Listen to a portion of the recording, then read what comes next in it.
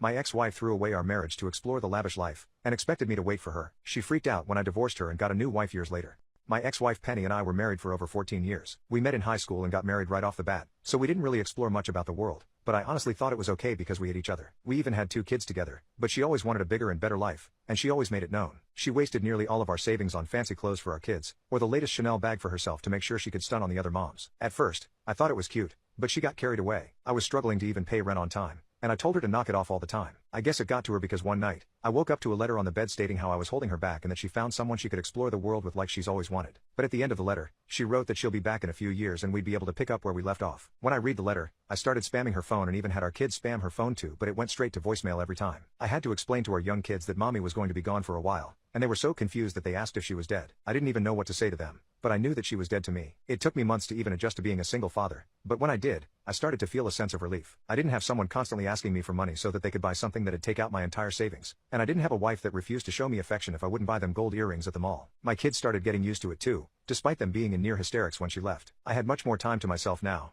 and I managed to earn enough money to pull me back into a comfortable financial status. After a year of her being gone, I decided I couldn't handle being married to her anymore, so I got a lawyer and asked for a divorce, and since she was nowhere to be found, I was automatically granted the divorce. I sold our house, found a cute little shack in the town I've always wanted to live in but couldn't because Penny said it was too woodsy. I felt like I was living in a constant brat summer, and I genuinely started to love myself for once. I didn't feel weighted down by nagging or having less money than what was acceptable for Penny. I felt alive. By the 3rd year of her being gone, my kids never mentioned her anymore, and I didn't see the need to keep her memory alive. But I did want to give them a mom and give myself some love, so I started dating. I found a woman at a bookshop one night when I least expected it, and she was carrying about 15 books in her arms. At first, I rolled my eyes because I thought she was making someone else buy it for her, but then I saw her curl up into the corner of the store and start reading. She was going to read it all now, instead of wasting money. I thought she was my perfect match, so I asked her what she was reading, and when she answered with the perks of being a wallflower, I fell in love a little. I asked her out and it was the start of a beautiful relationship. She always compared me to her book crushes, which I've heard was the highest form of compliments from a book girl. My kids loved her too, and I couldn't resist my love for her long. I married her in this beautiful cabin-styled wedding and even invited my ex's family. And for one whole year, I was in total bliss. My kids were happy with their new stepmom.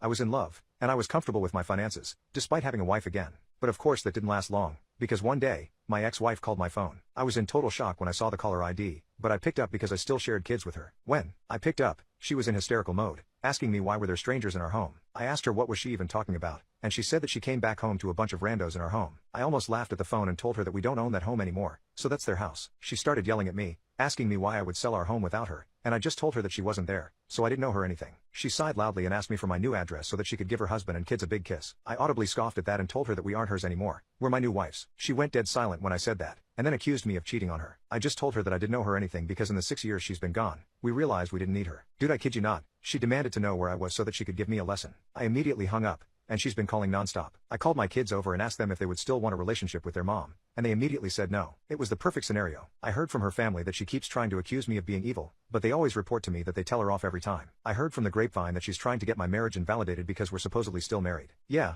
little did she know, I have access to the best lawyers in the country.